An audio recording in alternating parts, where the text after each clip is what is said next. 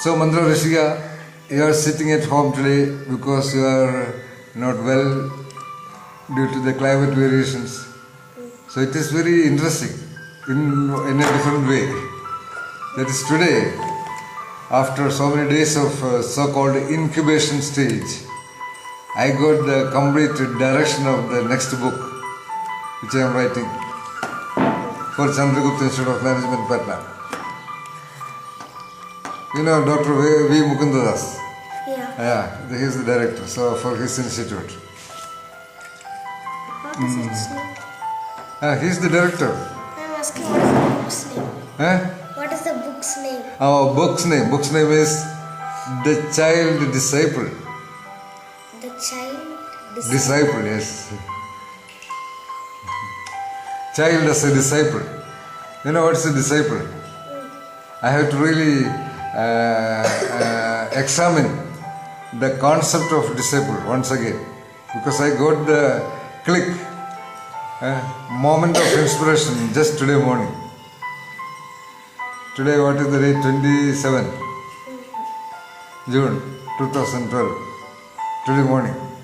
So I have been for the last so many days internally having dialogues, rather internal dialogues within myself. What should be the path of writing? What should be the setting of the film? Like a film director would think, what should be the sequence and scenes? Scenes I know, because the ideas I know. But the scenes, the way it should be structured, the way it should be manifested, revealed, conveyed, it should be shot as a screenplay, we call it in film. The screenplay of it, where to begin, when to begin. A story, when you write, you asked me about story writing some time back. Let us say you are writing a story about some real event happened. That event is good enough to be written as a story. So you will not write the way it exactly happened. Okay?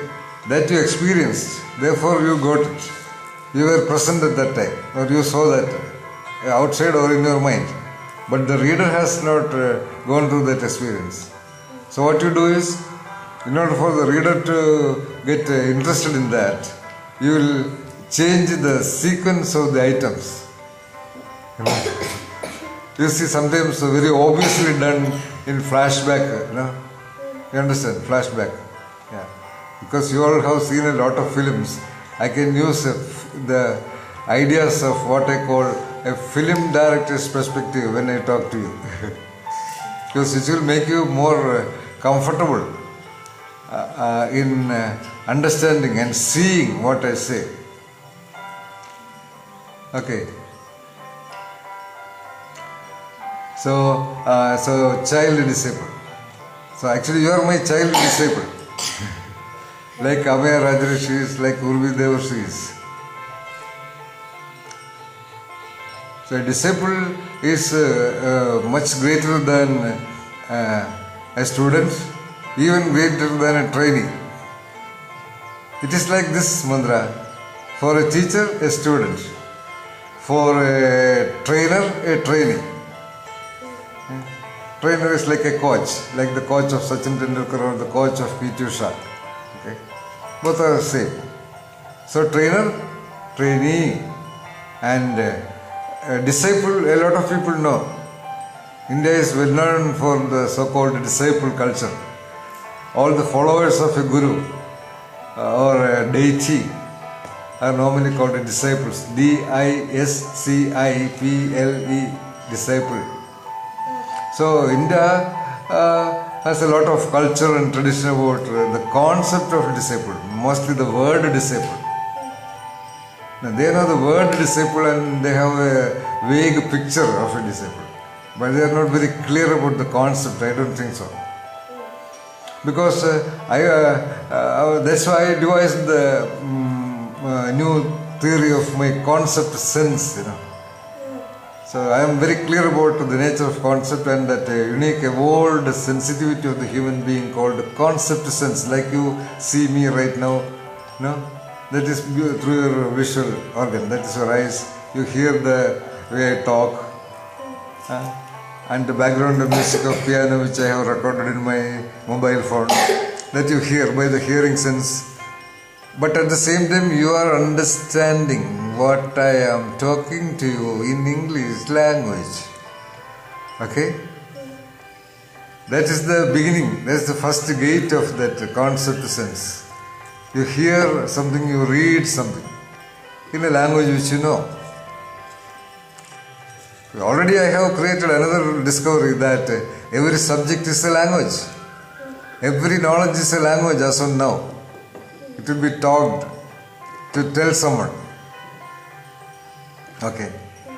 So, for a trainer, a trainee, and for a disciple, when you understand the concept of disciple, the applicable is, of course, a guru. Normally in India, disciples go after guru, G-U-R-U. So guru is so well known that even in English dictionary that word is there. But I am not agreeable with the term guru for the concept of disciple which I understand. Okay?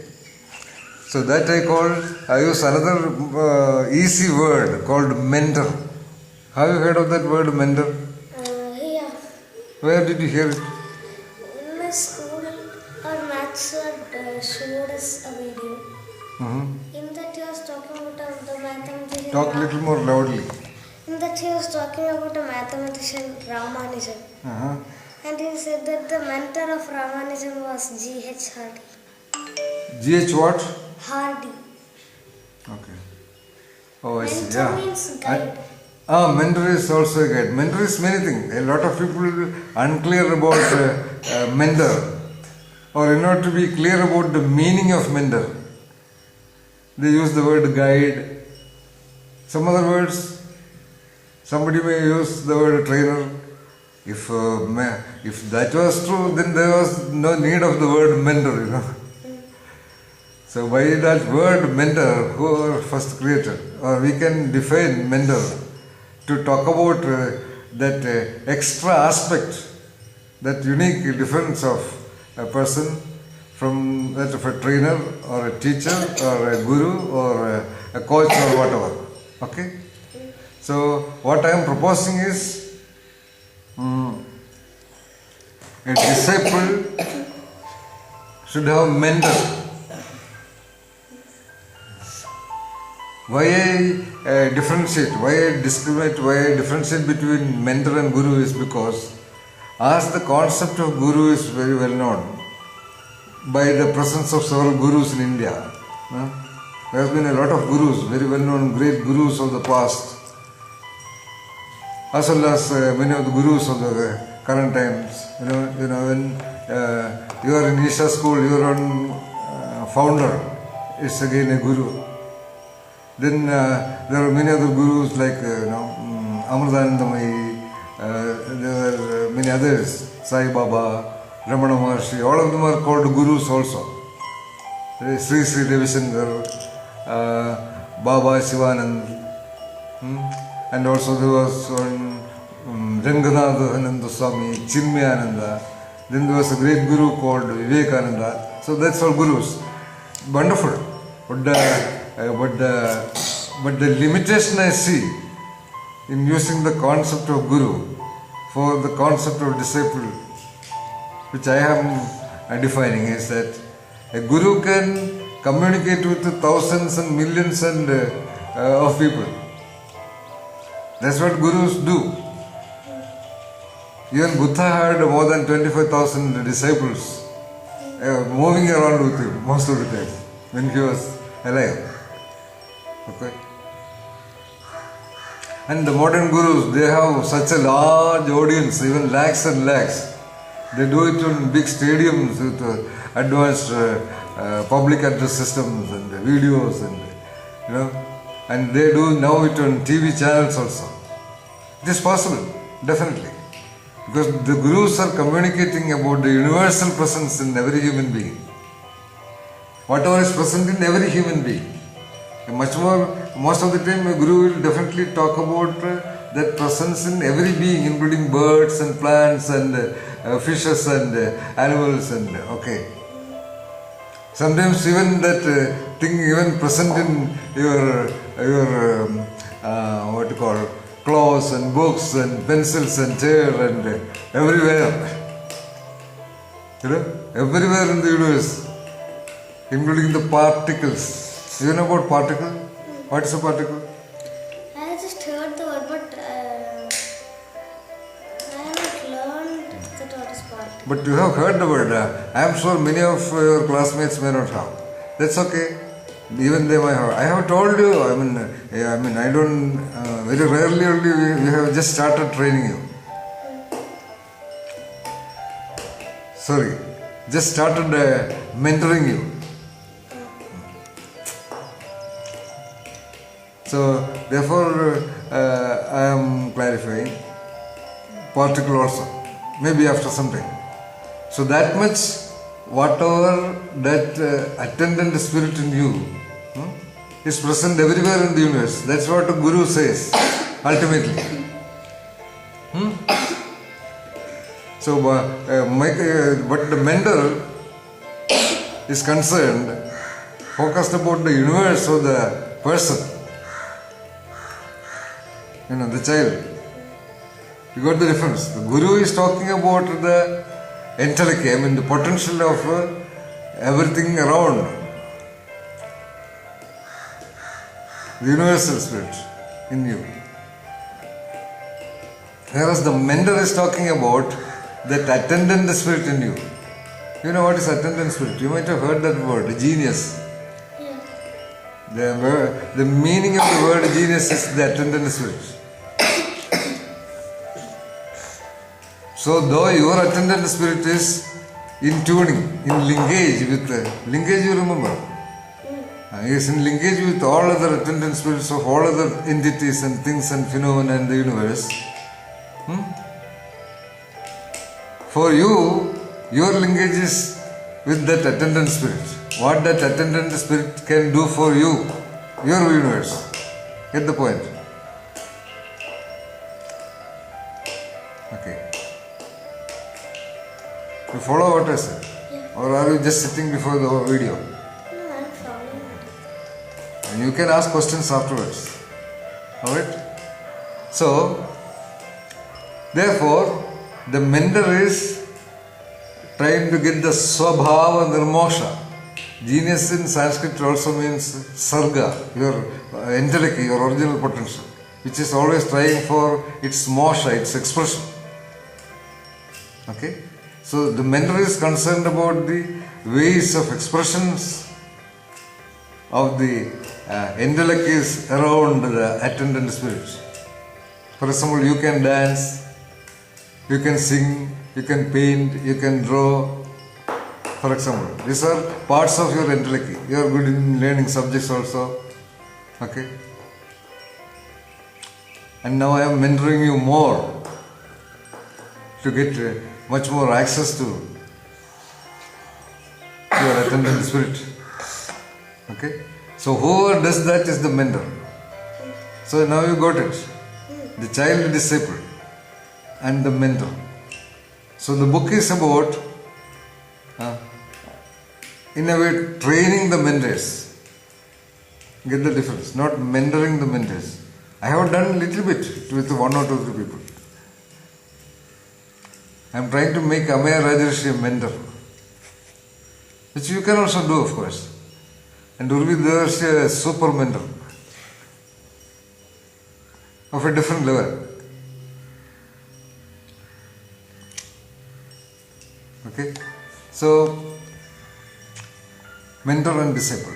So the book is about training the mentors on how to identify the disciple's intellect is, alright? How to conceptualize about it, how to talk about it, how to give feedback about it. I have to tell you, this is A, this is B, that's what a teacher does. Okay? Or a dance teacher, she is a trainer. She is not a mentor. She is training you in the various adavu and all those mudras and various movements of the body and the mind required for your dancing. Right? So, how to identify the signals, the rudimentary projections of the genius in you. So that I call the engines of intellect. So I will train them in developing their engines of intellect. So this book is about how to mentor your child disciple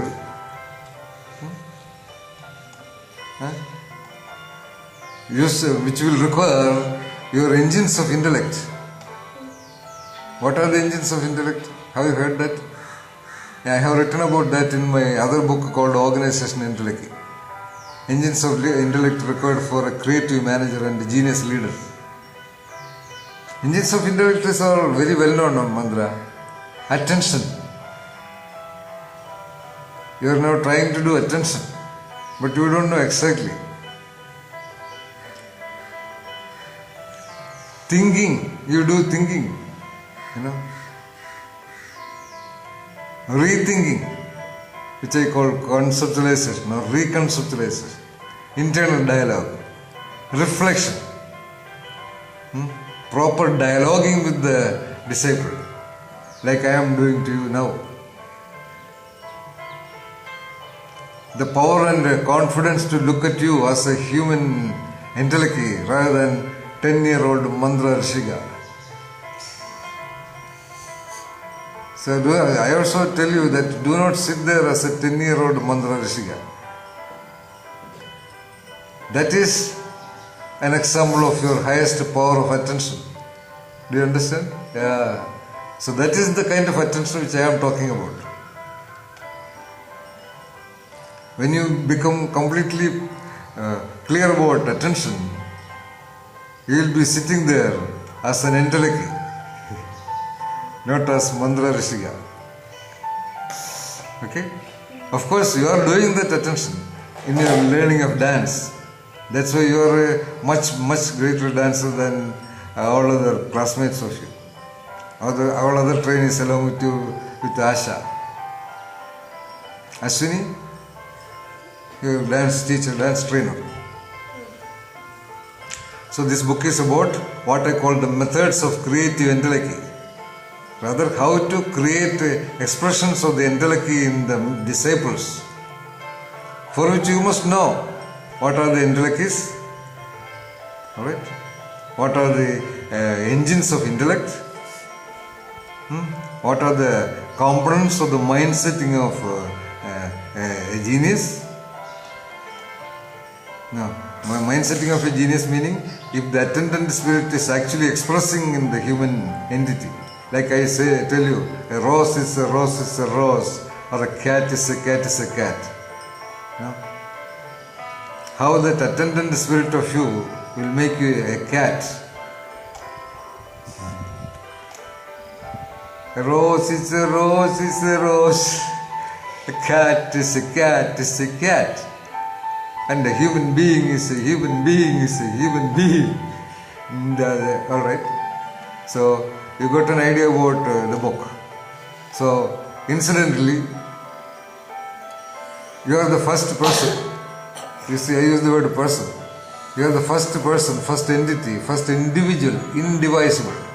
First individual to whom I am talking about my getting the picture of how to create a book named The Child Disciple.